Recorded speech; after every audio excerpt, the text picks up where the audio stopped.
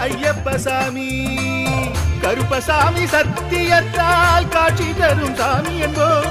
மகிழ்ச்சியான அருள் வாக்கு தருகின்ற சாமி என்போம். எலும்பிச்சையாலே அனைத்து நோய்களை தீர்த்து வைக்கும் சாமி என்போம். திருநீரு தந்து பெரும் பாவங்கள் போக்கும் சாமி என்போம். பாவங்கள் போக்கும் சாமி என்போம். சமதர்மம் வளர்க்கும் நம்ம சாமி அல்லவா.